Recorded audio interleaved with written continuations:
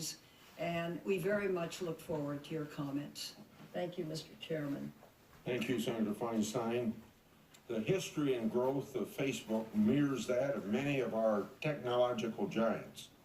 Founded by Mr. Zuckerberg in 2004, Facebook has exploded over the past 14 years. Facebook currently has over 2 billion monthly active users across the world, over 25,000 employees and offices in 13 U.S. cities and various other countries. Like their expanding user base, the data collected on Facebook users has also skyrocketed. They have moved on from schools, likes, and relationship statuses. Today, Facebook has access to dozens of data points, ranging from ads that you've clicked on, events you've attended, and your location based upon your mobile device. It is no secret that Facebook makes money off this data through advertising revenue, although many seem confused by or altogether unaware of this fact. Facebook generated $40 billion in revenue in 2017, with about 98% coming from advertising across Facebook and Instagram. Significant data collection is also occurring at Google, Twitter, Apple, and Amazon, and even an ever-expanding portfolio of products and services offered by these companies grant endless opportunities to collect increasing amounts of information on their customers. As we get more free or extremely low-cost services, the trade-off for the American consumer is to provide more personal data. The potential for further growth and innovation based on collection of data is unlimitless. However, the potential for abuse is also significant. While the contours of the Cambridge Analytica situation are still coming to light, there was clearly a breach of consumer trust and a likely improper transfer of data. The Judiciary Committee will hold a separate hearing exploring Cambridge and other data privacy issues. More importantly, though, these events have ignited a larger discussion on consumers' expectations and the future of data privacy in our society.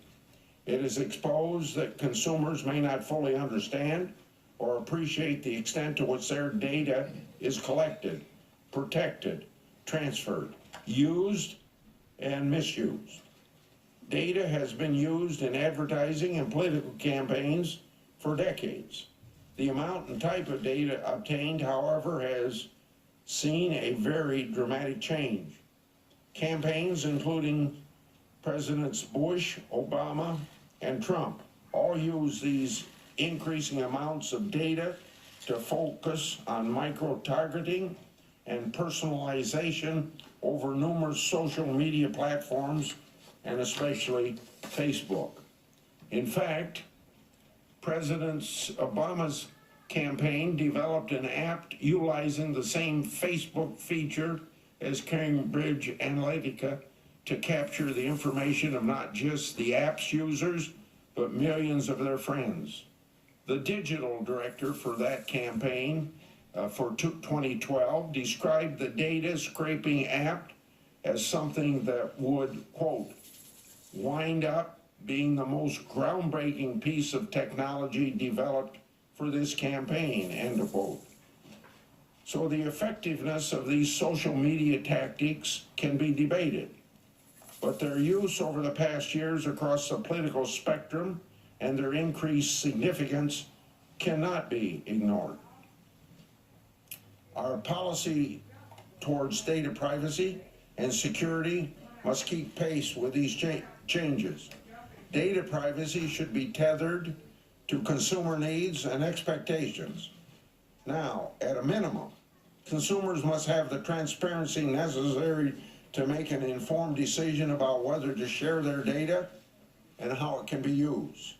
Consumers ought to have clear information, not opaque policies and complex click-through consent pages. The tech industry has an obligation to respond to widespread and growing concerns over data privacy and security and to restore the public's trust. The status quo no longer works. Moreover, Congress must determine if and how we need to strengthen privacy standards to ensure transparency and understanding for the billions of consumers who utilize these products. Senator Nelson. Thank you, Mr. Chairman. Mr. Zuckerburg, good afternoon. Let me just cut to the chase. If you and other social media companies do not get your act in order, none of us are going to have any privacy anymore. That's what we're facing. We're talking about personally identifiable information that, if not kept by the social media companies from theft, a value that we have in America being our personal privacy, we won't have it anymore. It's the advent of technology, and of course all of us are part of it. From the moment that we wake up in the morning until we go to bed, we're on those handheld tablets. And online companies like Facebook are tracking our activities and collecting information. Facebook has a responsibility to protect this personal information. We had a good discussion yesterday. We went over all of this. You told me that the company had failed to do so. It's not the first time that Facebook has mishandled its users' information. The FTC found that Facebook's privacy policies had deceived users in the past. And in the present case, we recognize that Cambridge Analytica and an app developer lied to consumers and lied to you, lied to Facebook. But did Facebook watch over the operations? We want to know that. And why didn't Facebook notify 87 million users that their personally identifiable information had been taken? And it was being also used. Why were they not informed? For unauthorized political purposes. So only now, and I appreciate our conversation, only now Facebook has pledged to inform those consumers whose accounts were compromised. I think you're genuine. I got that sense in conversing with you. You want to do the right thing. You want to enact reforms. We want to know if it's going to be enough. And I hope that will be in the answers today. Now, since we still don't know what Cambridge Analytica has done with this data, you heard Chairman Thune say, as we have discussed, we want to haul Cambridge Analytica in to answer these questions at a separate hearing. I want to thank Chairman Thune for working with all of us on scheduling a hearing. There's obviously a great deal of interest in this subject. I hope we can get to the bottom of this.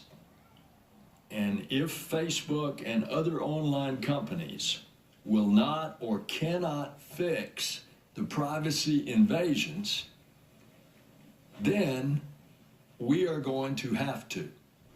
We, the Congress. How can American consumers trust folks like your company to be caretakers of their most personal and identifiable information?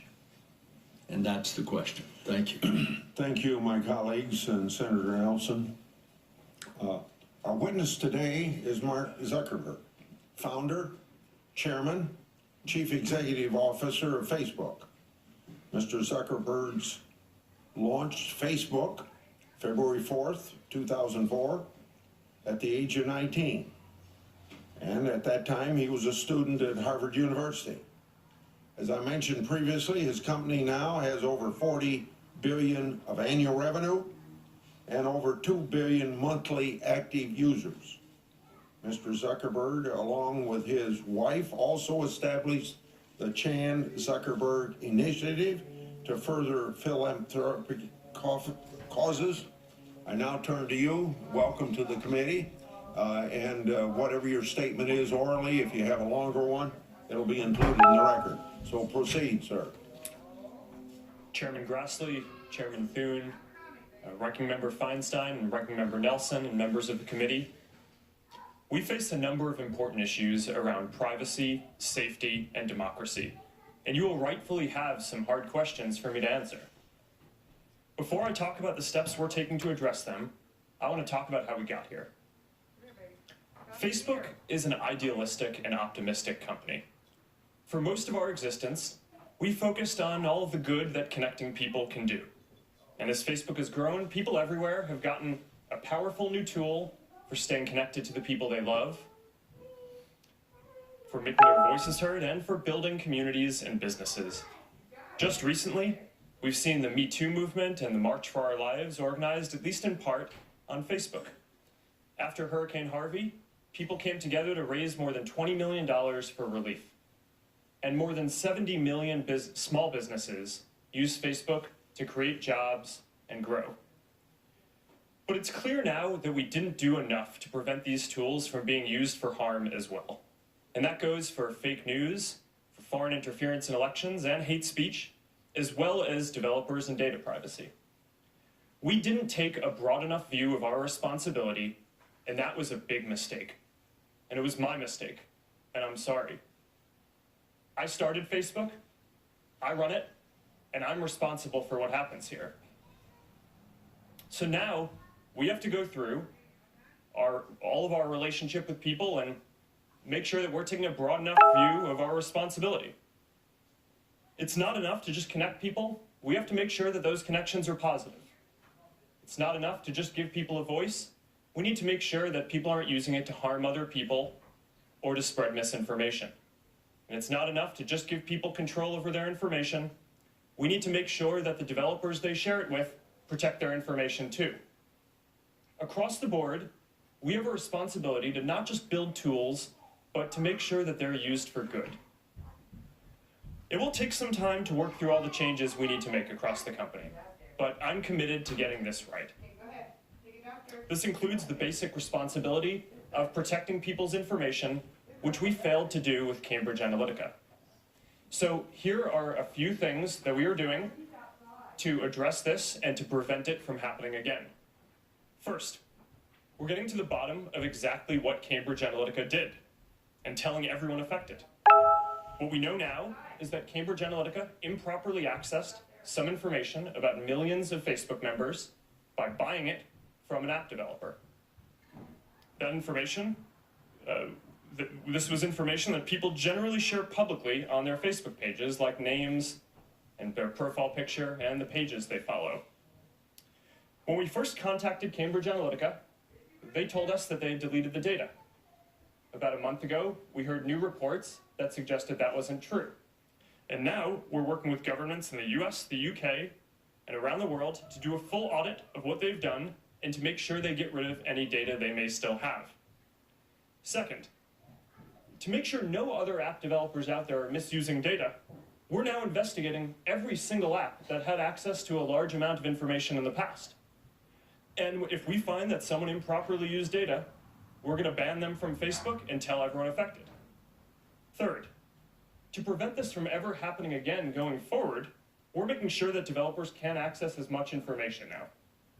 The good news here is that we already made big changes to our platform in 2014 that would have prevented this specific situation with Cambridge Analytica from occurring again today. But there's more to do, and you can find more details on the steps we're taking in my written statement. My top priority has always been our social mission of connecting people, building community, and bringing the world closer together. Advertisers and developers will never take priority over that as long as I'm running Facebook. I started Facebook when I was in college. We've come a long way since then. We now serve more than 2 billion people around the world, and every day, people use our services to stay connected with the people that matter to them most. I believe deeply in what we're doing, and I know that when we address these challenges, we'll look back and view helping people connect and giving more people a voice as a positive force in the world. I realize the issues we're talking about today aren't just issues for Facebook and our community, they're issues and challenges for all of us as Americans. Thank you for having me here today, and I'm ready to take your questions.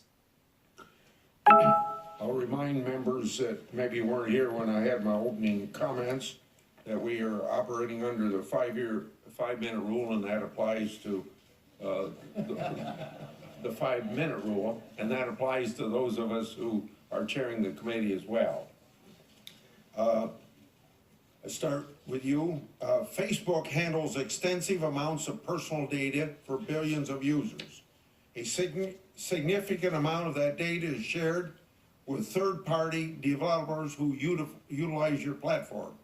As of early this year, you did not actively monitor whether that data was transferred by such developers to other parties. Moreover, your policies only prohibit transfers by developers to parties seeking to profit from such data. Number one, besides Professor Kogan's transfer, and now potentially CubeU, do you know of any instances where user data was improperly transferred to third party in breach of Facebook's terms? If so, how many times has that happened? And was Facebook only made aware of that transfer by some third party? Mr. Chairman, thank you. As I mentioned, we're now conducting a full investigation into every single app that had access to a large amount of information before we locked down platform to prevent developers from accessing this information around 2014. We believe that we're going to be investigating many apps, tens of thousands of apps, and if we find any suspicious activity, we're going to conduct a full audit of those apps to understand how they're using their data and if they're doing anything improper. And if we find that they're doing anything improper, we'll ban them from Facebook, and we will tell everyone affected. As for past activity, I don't have all the examples of apps that we've banned here, but if you'd like, I can have my team follow up with you after this. Okay. Have you ever required an audit to ensure the deletion of improperly transferred data, and if so, how many times? Mr. Chairman, yes, we have. I don't have the exact figure on how many times we have, but overall, the way we've enforced our platform policies in the past is we have looked at patterns of how apps have used our APIs and accessed information, as well as looked into reports that people have made to us about apps that might be doing sketchy things. Going forward, we're going to take a more proactive position on this and do much more regular spot checks and other reviews of apps, as well as increasing the amount of audits that we do. And again, I can make sure that our team follows up with you on anything about the specific past stats that would be interesting. I was going to assume that sitting here today, you have no idea, and if I'm wrong on that, you're telling me, I think, that you're able to supply those figures to us, at least as of this point. Mr. Chairman, I will have my team follow up with you on what information we have. Okay, but right now you have no certainty of whether or not, how much of that's going on, right? Okay. Facebook collects massive amounts of data from consumers, including content, networks, contact lists, device information, location, and information from third parties. Yet your data policy is only a few pages long and provides consumers with only a few examples of what is collected and how it might be used. The examples given emphasize benign uses, such as connecting with friends, but your policy does not give any indication for more controversial issues of such data. My question, why doesn't Facebook disclose to its users all the ways the data might be used by Facebook and other third parties, and what is Facebook's responsibility to inform users about that information? Mr. Chairman, I believe it's important to tell people exactly how the information that they share on Facebook is going to be used.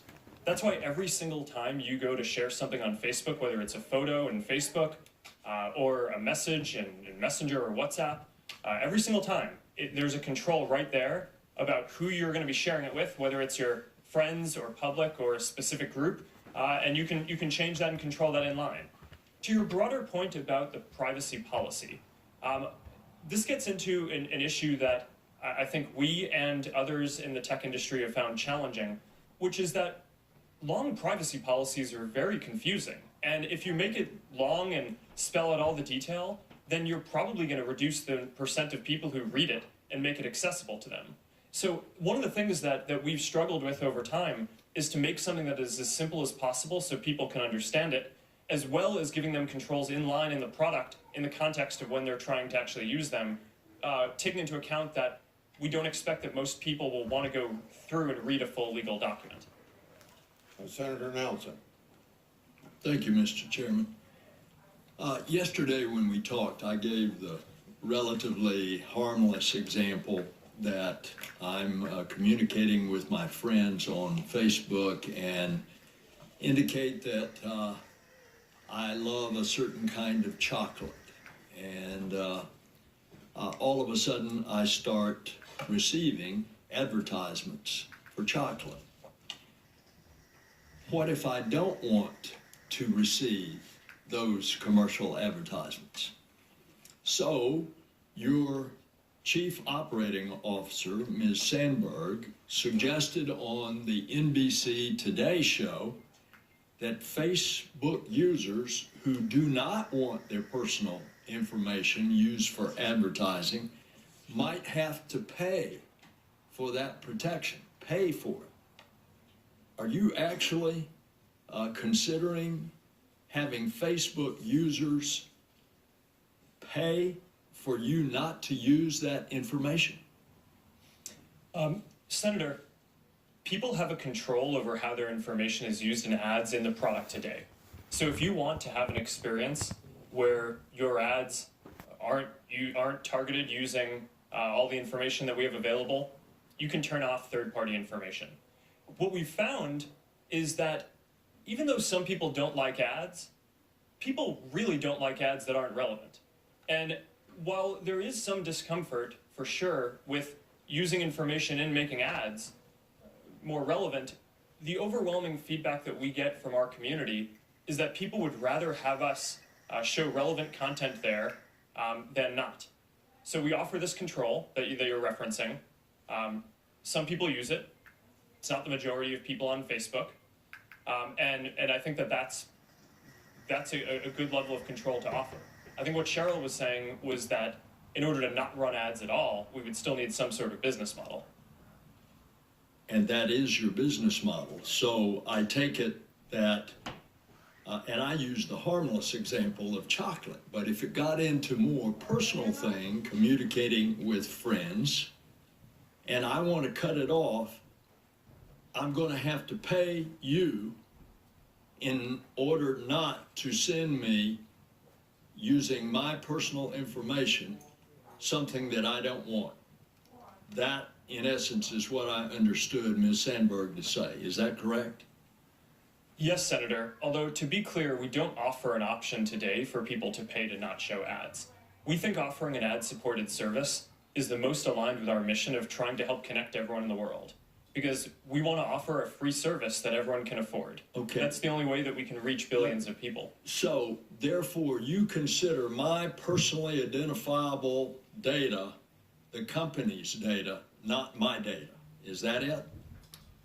No, Senator. Actually, at the first line of our terms of service say that you control and own the information and content that you put on Facebook.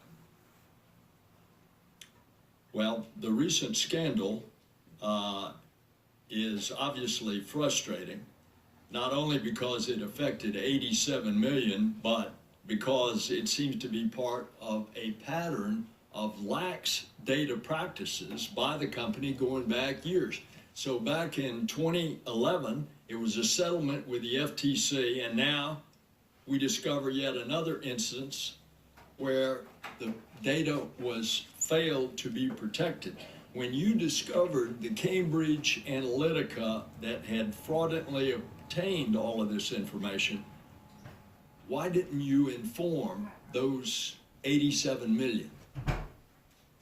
When we learned in 2015 that Cambridge Analytica had bought data from an app developer on Facebook that people had shared it with, we did take action. We took down the app and we demanded that both the app developer and Cambridge Analytica delete and stop using any data that they had.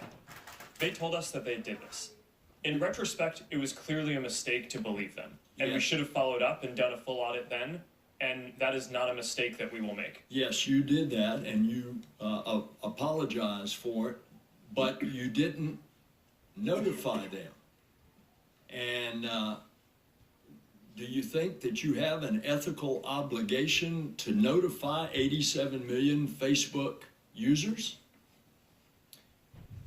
Senator, when we heard back from Cambridge Analytica that they had told us that they weren't using the data and had deleted it, we considered it a closed case. In retrospect, that was clearly a mistake. We shouldn't have taken their word for it, and we've updated our policies and how we're going to operate the company to make sure that we don't make that mistake again. Did anybody notify the FTC? No, Senator, for the same reason, that we'd considered it a closed case. Senator Thune. And Mr. Zuckerberg, would you do that differently today, presumably? In response to Senator Nelson's question, Yes. having to do it over. This may be your first appearance before Congress, but it's not the first time that Facebook has faced tough questions about its privacy policies. Wired Magazine recently noted that you have a 14-year history of apologizing for ill-advised decisions regarding user privacy, not unlike the one that you made just now in your opening statement. After more than a decade of promises to do better, how is today's apology different? And why should we trust Facebook to make the necessary changes to ensure user privacy and give people a clearer picture of your privacy policies? Thank you, Mr. Chairman.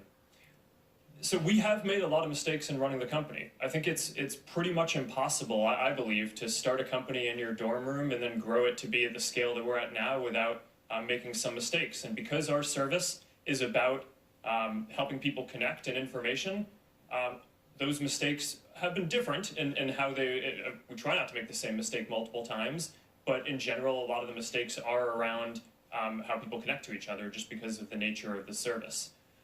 Overall, I would say that we're going through a broader philosophical shift in how we approach our responsibility as a company. For the first 10 or 12 years of the company, I viewed our responsibility as primarily building tools that if we could put those tools in people's hands, then that would empower people to do good things.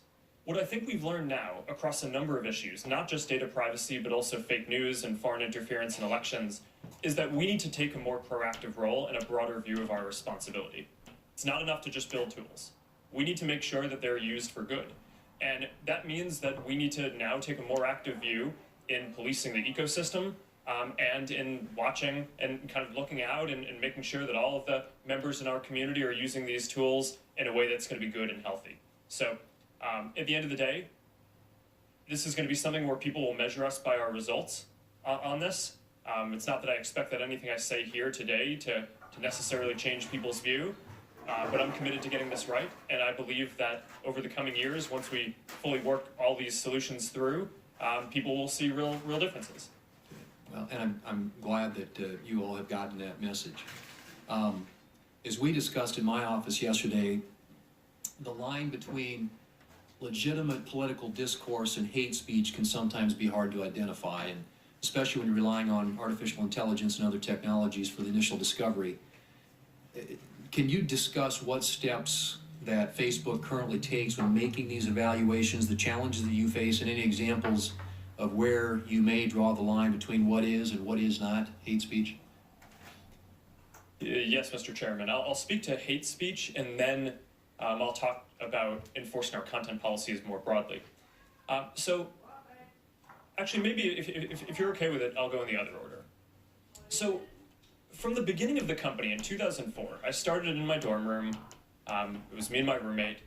We didn't have AI technology that could look at the content that people were sharing, so So we basically had to enforce our content policies reactively. People could share what they wanted, and then if someone in the community found it to be offensive or against our policies, they'd flag it for us and we'd look at it reactively. Now, increasingly, we are developing AI tools that can identify certain classes of bad activity proactively and flag it for our team at Facebook. By the end of this year, by the way, we're going to have more than 20,000 people working on security and content review, working across all these things. So when content gets flagged to us, we have those people look at it, and if it violates our policies, then we take it down.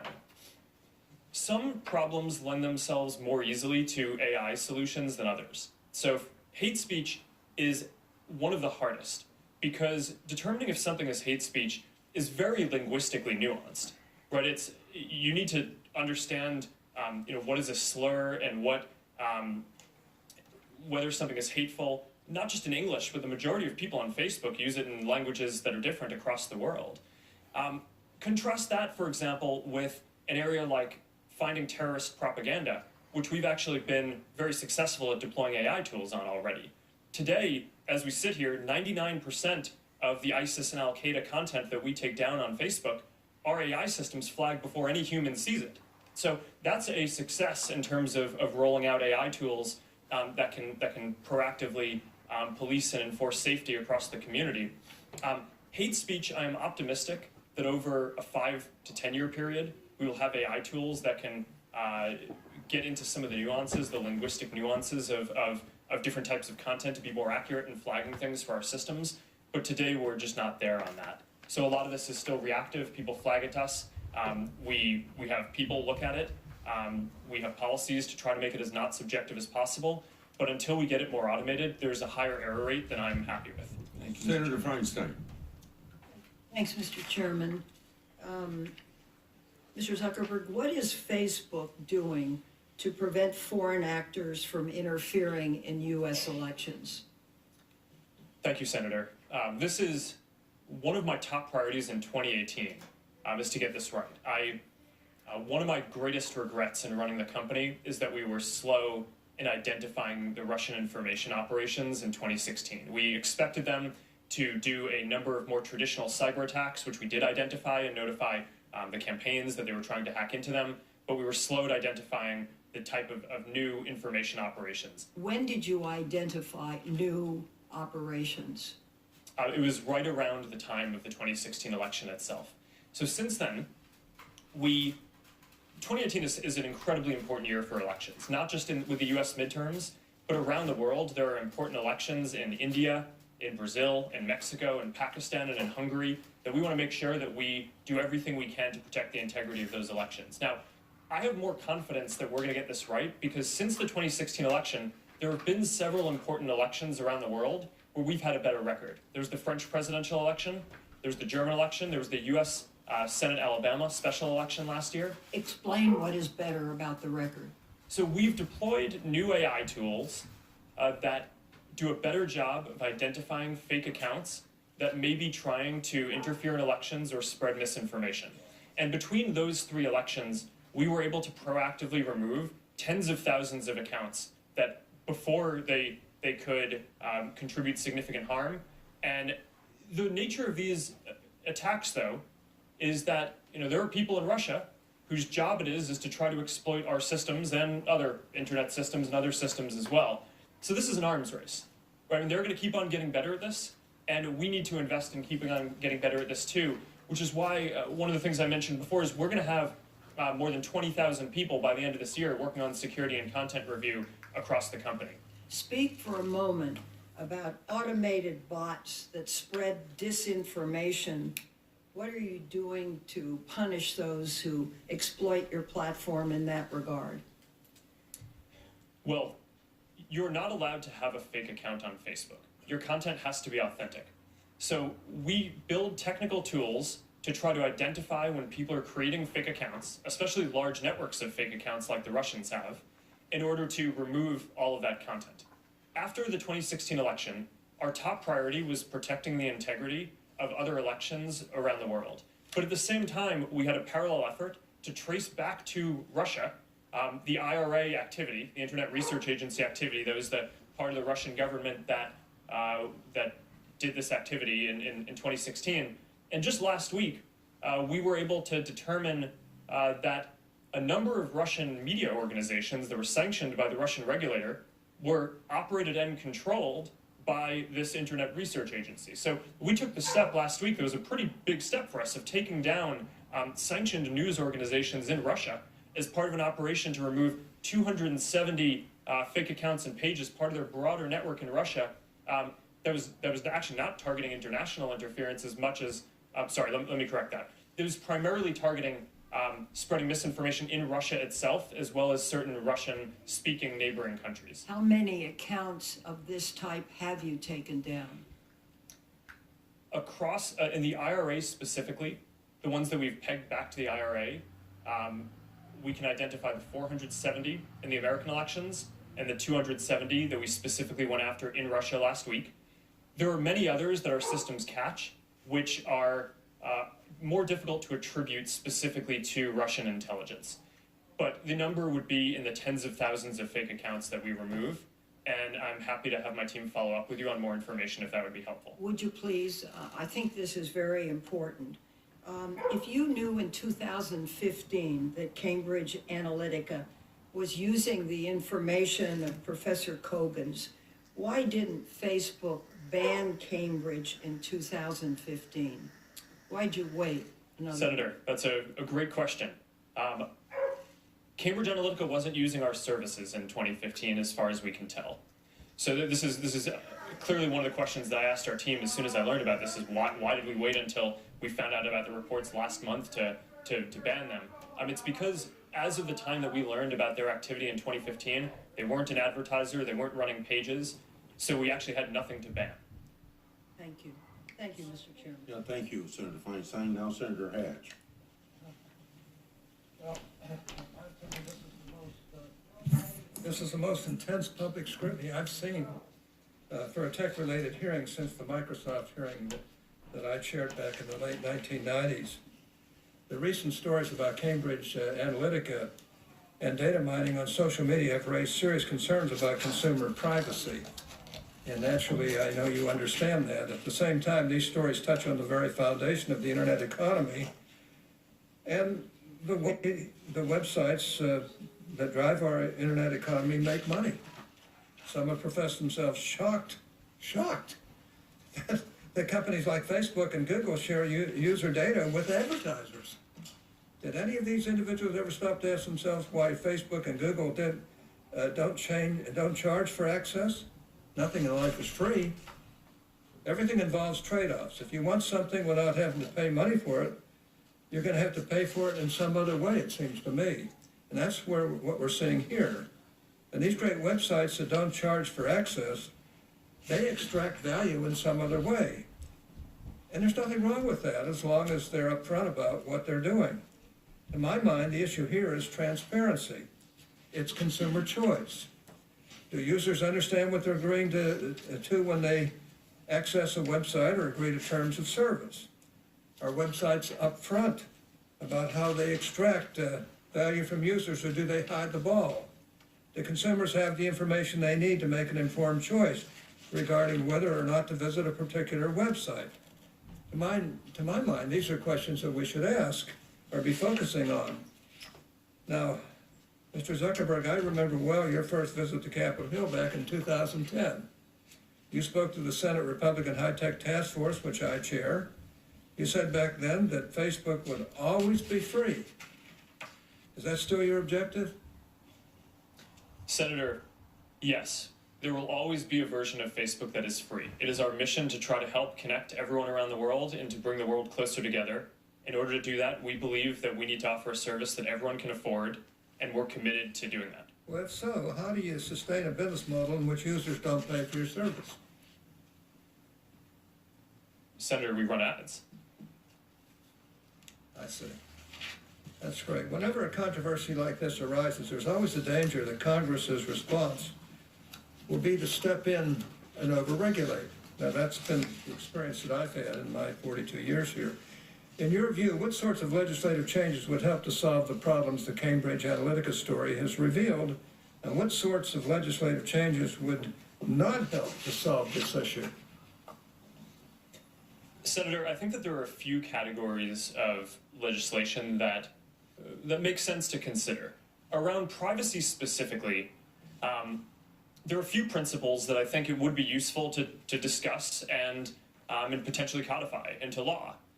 One is around having a simple and practical set of ways that you explain what you're doing with data. And we talked a little bit earlier around the complexity of laying out this long privacy policy. It's hard to say that people fully understand something when it's only written out in a long legal document. This stuff needs to be implemented in a way where people can actually understand it, where consumers can understand it, but that can also capture all the nuances of how these services work in a way that's not overly restrictive on providing the services. That's one. The second is around giving people complete control. This is the most important principle for Facebook. Every piece of content that you share on Facebook, you own, and you have complete control over who sees it and how you share it, and you can remove it at any time. That's why every day, about 100 billion times a day, people come to one of our services and either post a photo or send a message to someone because they know that they have that control and that who they say it's going to go to is going to be who sees the content. And I think that control is something that's important that I think should apply to every service. And Go ahead. the third point is just around enabling innovation, because some of these use cases that are very sensitive, like face recognition, for example. And I think that there's a balance that's extremely important to strike here, where you obtain special consent for sensitive features like face recognition, but we still need to make it so that American companies can innovate in those areas, or else we're going to fall behind Chinese competitors and others around the world who have different regimes for different new features like that. Senator Cantwell? Thank you, Mr. Chairman. Welcome, Mr. Zuckerberg. Do you know who Palantir is? I do. Some people have referred to them as Stanford Analytica. Do you agree? Senator, I have not heard that. Okay. Do you think Palantir taught Cambridge Analytica, as press reports are saying, how to do these tactics? Senator, I don't know. Do you think that Palantir has ever scraped data from Facebook? Senator, I'm not aware of that. Okay. Do you think that during the 2016 campaign, as Cambridge Analytica was providing support to the Trump campaign under Project Alamo, were there any Facebook people involved in that sharing of technique and information?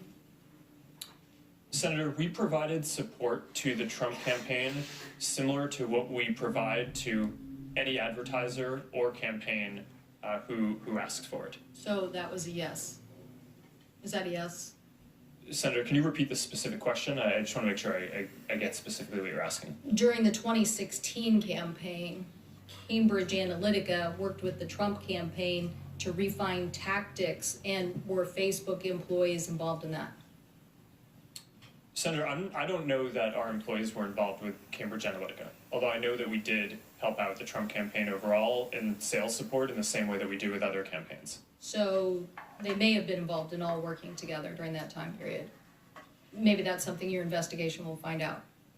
Senator, I can certainly have my team get back to you on any specifics there that I don't know sitting here today. Have you heard of total information awareness? Do you know what I'm talking about? No, I do not. Okay. Total information awareness was 2003. John Ashcroft and others trying to do similar things to what I think is behind all of this. Geopolitical forces trying to get data and information to influence a process. So when I look at Palantir and what they're doing, and I look at WhatsApp, which is another acquisition, and I look at where you are from the 2011 consent decree and where you are today, I'm thinking, is this guy outfoxing the foxes, or is he going along with what is a major trend in an information age to try to harvest information for political forces. And so my question to you is, do you see that those applications, that those companies, Palantir and even WhatsApp, are going to fall into the same situation that you've just fallen into over the last several years? Senator, I'm not sure specifically. Overall, I do think that these issues around information access are challenging. To the specifics about those apps, I'm not really that familiar with what Palantir does. WhatsApp collects very little information, and I think is less likely to have the kind of issues because of the way that the service is architected. But certainly I think that these are broad issues across the tech industry. Well, I guess, given the track record of where Facebook is and why you're here today, I guess people would say that they didn't act boldly enough. And the fact that people like John Bolton basically was an investor in New York Times article earlier, I guess it was actually last month, that the Bolton Pack was obsessed with how America was becoming limp-wristed and spineless and had wanted research and messaging for national security issues. So the fact that, you know, there are a lot of people who are interested in this larger effort. And what I think my constituents want to know is, was this discussed at your board meetings? And what are the applications and interests that are being discussed without putting real teeth into this? We don't want to come back to this situation again. I believe you have all the talent. My question is whether you have all the will to help us solve this problem. Yes, Senator. So data privacy and foreign interference in elections are certainly topics that we have discussed at the board meeting. These are some of the biggest issues that the company has faced, and we feel a huge responsibility to get these right. Do you believe the European regulations should be applied here in the US? Senator, I think everyone in the world deserves good privacy protection. And regardless of whether we implement the exact same regulation, I would guess that it would be somewhat different because we have somewhat different sensibilities in the US as to other countries. We're committed to rolling out the controls and the affirmative consent and the special controls around sensitive types of technology like face recognition that are required in GDPR. We're doing that around the world. So I think it's certainly worth discussing whether we should have something similar in the US. But what I would like to say today is that we're going to go forward and implement that regardless of what the regulatory outcome is. Senator Wicker. Senator Thune will chair next. Senator Wicker. Thank you, Mr. Chairman. And Mr. Zuckerburg, thank you for being with us. My question is going to be sort of a follow-up on what Senator Hatch was talking about. And let me agree with basically his advice that we don't want to overregulate to the point where we're stifling innovation and investment.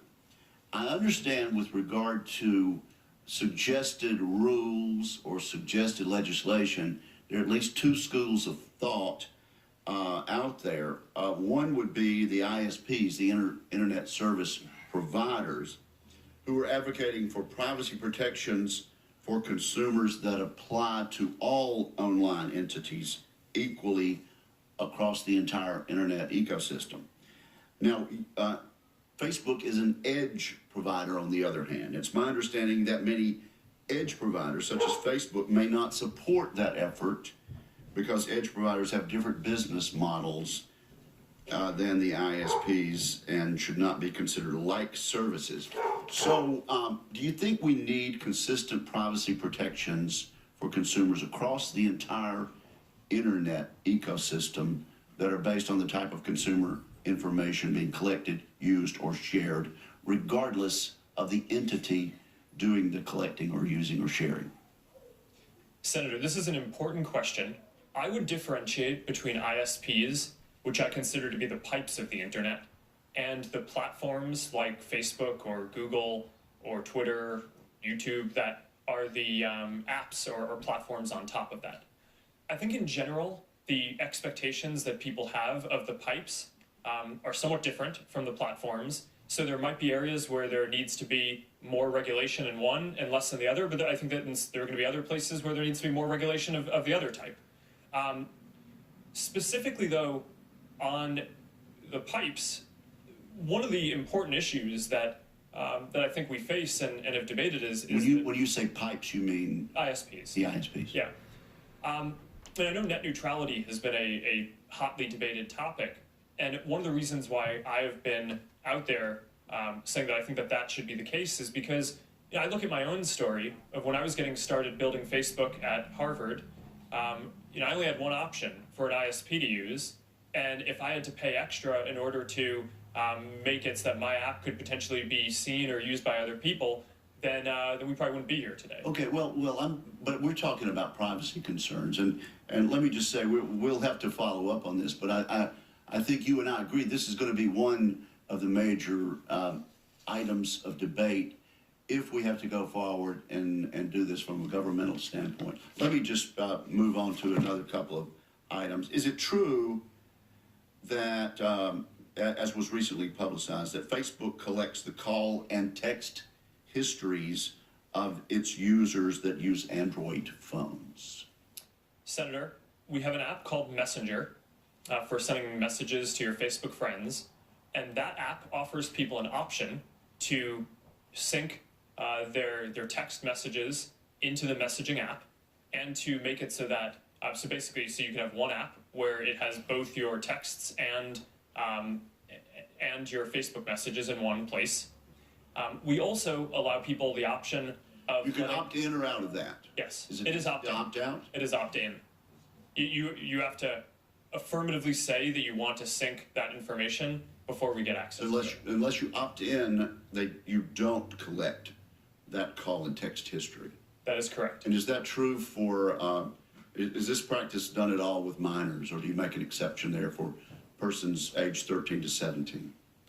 I do not know. We can follow up on that. Okay, do that. Let's do that. And one other thing, there have been reports that Facebook can track a user's internet browsing activity even after that user has logged off of the Facebook platform.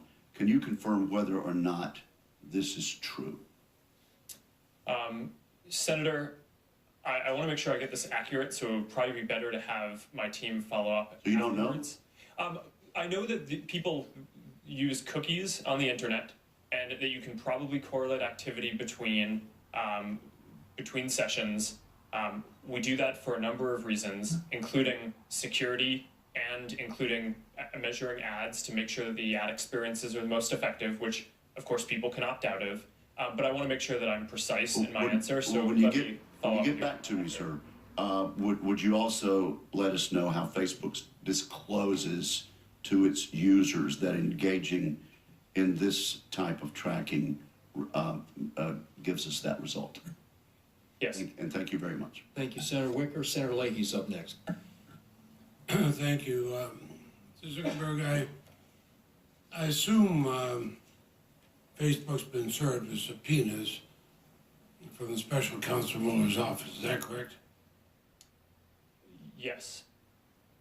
Have you or anyone at Facebook been interviewed by the special counsel's office? Yes. Have you been interviewed? I have not. I have not. Others have. I believe so, and I want to be careful here because that our work with the special counsel is confidential, and I want to make sure that in an open session I'm not revealing something that's confidential. I understand. That's why I made clear that you have been contacted, you have had subpoenas. Actually, let me clarify that. I actually am not aware of a subpoena. I believe that there may be, but I know we're working with them. Thank you. 6 months ago, your general counsel promised us that you were taking steps to prevent Facebook from serving what I would call an unwitting co-conspirator in Russian interference. But these unverified divisive pages are on Facebook today. They look a lot like the anonymous groups the Russian agents use to spread propaganda during the 2016 election. Are you able to confirm whether they're Russian-created groups? Yes or no? Senator, are you asking about those specifically? Yes. Senator, last week we actually announced a major change to our ads and pages policies that we will be verifying the identity of every single advertiser. Specific ones, do you know whether they are? I am not familiar with those pieces of content specifically. But if you started this policy a week ago, you'd be able to verify them? We are working on that now. What we're doing is we're going to verify the identity of any advertiser who's running a political or issue-related ad. This is basically what the Honest Ads Act is proposing, and we're following that. And we're also going to do that for pages. But you can't answer on these. I'm not familiar with those specific cases. Will you find out the answer and get back to me? I'll have my team get back to you. I do think it's worth adding, though, that we're going to do the same verification of the identity and location of admins who are running large pages. So that way, even if they aren't going to be buying ads in our system, that will make it significantly harder for Russian interference efforts or other inauthentic efforts to try to spread misinformation through the network. Insofar as it's been going on for some time, some might say that's about time. 6 months ago, I asked your general counsel about Facebook's role as a breeding ground for hate speech against Rohingya refugees. Recently, UN investigators blamed Facebook for playing a role in citing possible genocide in Myanmar, and there has been genocide there. Now, you say you use AI to find this. This is the type of content I'm referring to.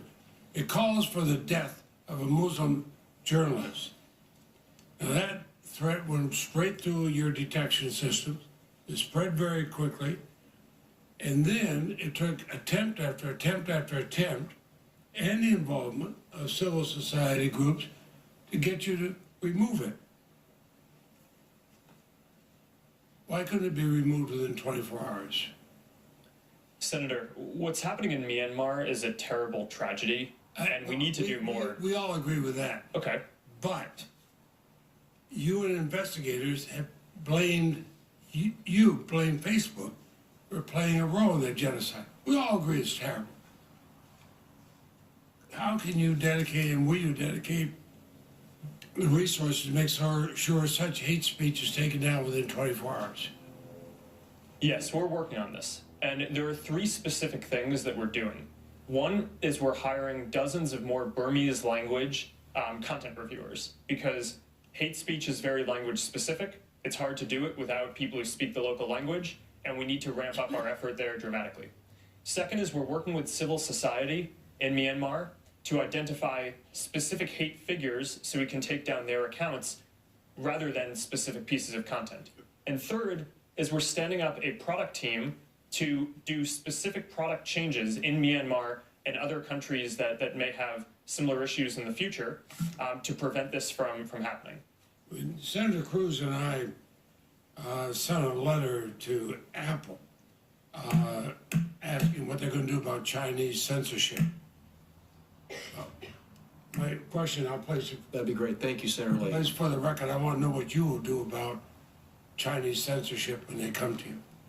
Senator Graham's up next.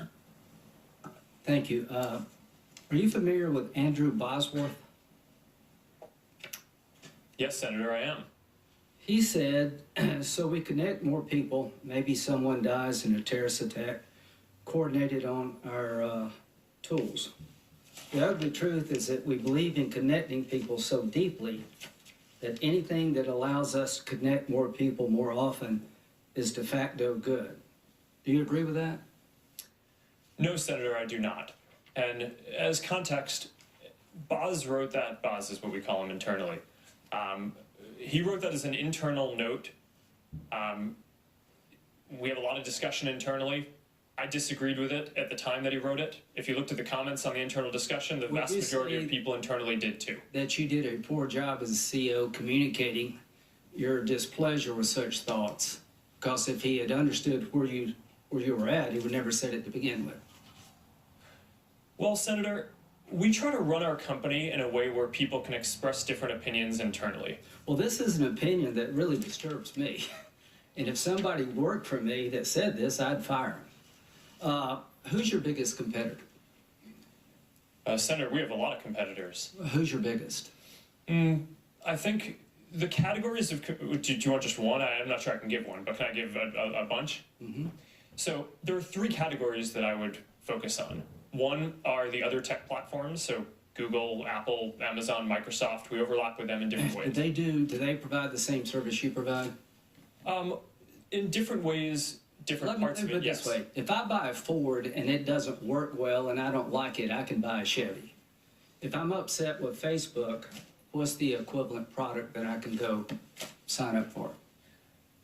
Well, there's the second category that I was going to talk about. I'm not talking about categories. I'm talking about, is there real competition you face? Because car companies face a lot of competition. If they make a defective car, it gets out in the world, people stop buying that car, they buy another one. Is it an alternative to Facebook in the private sector? Yes, Senator. The average American uses 8 different apps to communicate with their friends and stay in touch with people, ranging from texting apps to email. The same service you provide. Well, we provide a number of different services. Is Twitter the same as what you do? It overlaps with a portion You of what don't we think do. you have a monopoly? It certainly doesn't feel like that to me. Okay. So it doesn't. So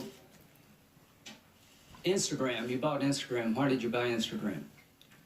Because they were very talented app developers who were making good use of our platform and understood our values. It was a good business decision. My point is that one way to regulate a company is through competition, through government regulation. Here's the question that all of us got to answer. What do we tell our constituents, given what's happened here, why we should let you self-regulate? What would you tell people in South Carolina that, given all the things we've just discovered here, it's a good idea for us to rely upon you to regulate your own business practices? Well, Senator, my position is not that there should be no regulation. Okay. I think the internet is Do increasingly you embrace regulation? I think the real question, as the internet becomes more important in people's lives, is what is the right regulation, not whether there should be or But you as a company welcome regulation? I think if it's the right regulation, then You yes. think the Europeans have it right? I think that they get things right. Have you ever submitted? That's true. So would you work with us in terms of what regulations you think are necessary in your industry? Absolutely. Okay, would you submit to us some proposed regulations? Yes, and I'll have my team follow up with you so that way we can have this discussion across the different categories where I think that this discussion needs to I happen. look forward to it. When you sign up for Facebook, you sign up for terms of service. Are you familiar with that? Yes. Okay. It says, the terms govern your use of Facebook and the products, features, apps, services, technologies, software we offer, Facebook's products or products, except where we expressly state that separate terms and not these apply. I'm a lawyer, I have no idea what that means. But when you look at terms of service, this is what you get. Do you think the average consumer understands what they're signing up for? I don't think that the average person likely reads that whole document. Yeah. But I think that there are different ways that we can communicate that and have a responsibility to do so. Do you agree with me that you better come up with different ways because this ain't working? Well, Senator, I think in certain areas that is true, and I think in other areas, like the core part of what we do. But if you think about just at the most basic level, people come to Facebook, Instagram, WhatsApp, Messenger about 100 billion times a day to share a piece of content or a message with a specific set of people. And I think that that basic functionality, people understand because we have the controls in line every time, and given the volume of the activity and the value that people tell us that they're getting from that, I think that that control in line does seem to be working fairly well. Now, we can always do better, and there are and the services are complex, and there is more to it than just, you go and you post a photo. So I agree that in many places we could do better. But I think for the core of the service, it actually is quite clear. Thank you, Senator Graham. Senator Klobuchar. Thank you, Mr. Chairman. Mr. Zuckerberg, I think we all agree that what happened here was bad. You acknowledged it was a breach of trust. And the way I explain it to my constituents is that if someone breaks into my apartment with a crowbar and they take my stuff, it's just like if the manager gave them the keys or if they didn't have any locks on the doors. It's still a breach. It's still a break-in. And I believe we need to have laws and rules that are sophisticated as the brilliant products that you've developed here. And we just haven't done that yet. And one of the areas that I've focused on is the election. And I appreciate the support that you and Facebook, and now Twitter actually, have given to the Honest Ads Act, a bill that you mentioned that I'm leading with Senator McCain and Senator Warner.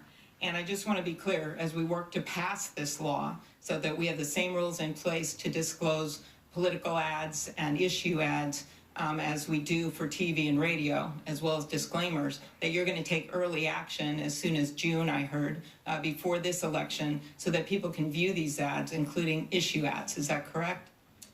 That is correct, Senator, and I just want to take a moment before I go into this in more detail to thank you for your leadership on this. This, I think, is an important area for the whole industry to move on. The two specific things that we're doing are, one is around transparency. So now you're going to be able to go and click on any advertiser or any page on Facebook and see all of the ads that they're running.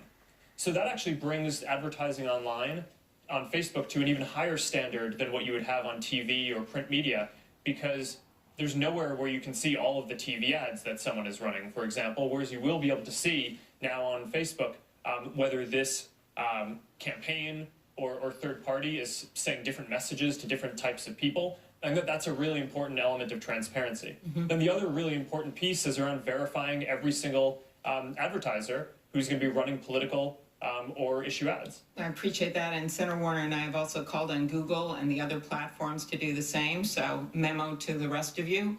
We have to get this done or we're going to have a patchwork of ads, and I hope that you'll be working with us to pass this bill. Is that right? We will. Okay, thank you. Now on the subject of Cambridge Analytica, were these people, the 87 million people, users, concentrated in certain states? Are you able to figure out where they're from?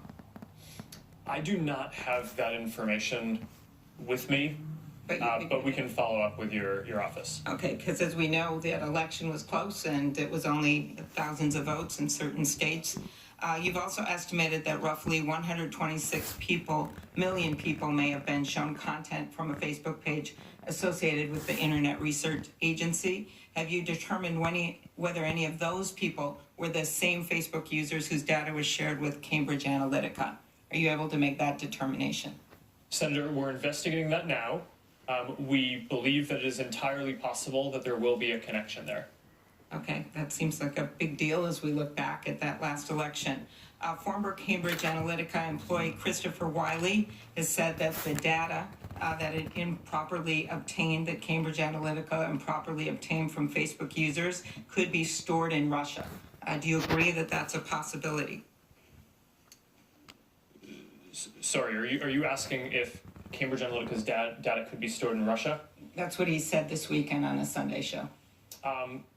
Senator, I don't have any specific knowledge that would suggest that, but one of the steps that we need to take now is go do a full audit of all of Cambridge Analytica's systems to understand what they're doing, whether they still have any data, to make sure that they remove all the data. If they don't, we're going to take legal action against them to do so.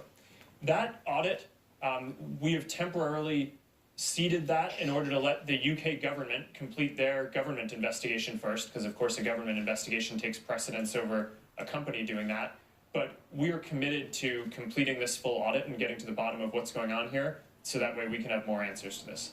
Okay, you earlier stated publicly and here that you would support some privacy rules so that everyone's playing by the same rules here.